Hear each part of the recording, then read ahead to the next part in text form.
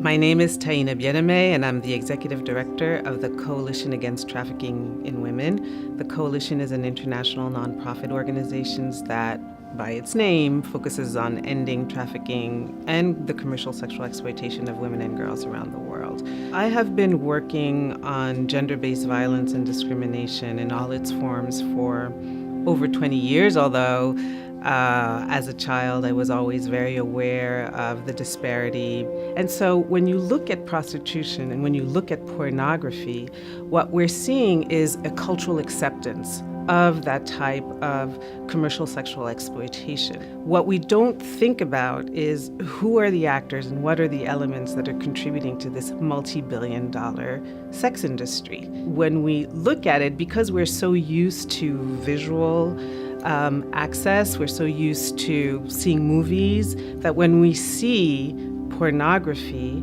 we assume a number of things. One, that the people in it enjoy it, that if they didn't want to do it, they would not, that they are getting paid very handsomely.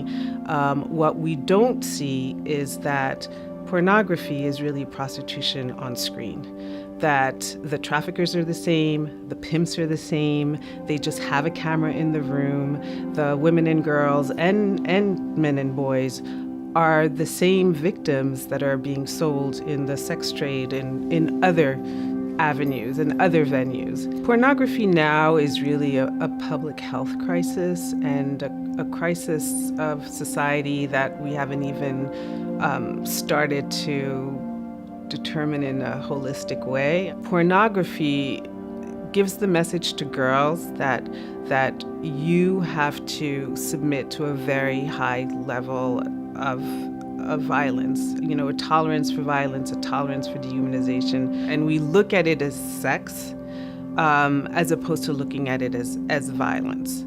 And we look at it as consent as opposed to looking at it as coercion and people enticing you to do this under threat or abuse or worse. As long as men can consume pornography, as long as they can consume a woman in the sex trade, we will not have gender equality. They will not perceive any woman as equal to them.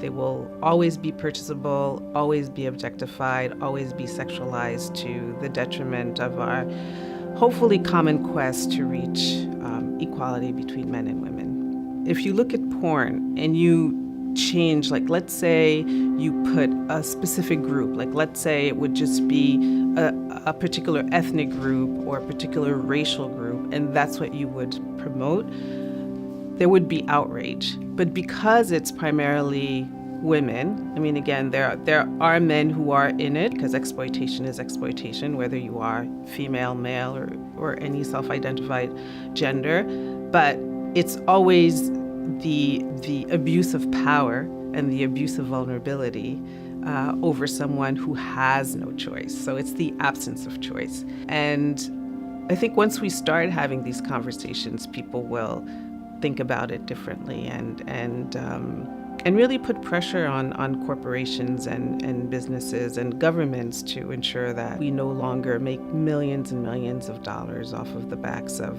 the most vulnerable people on this planet.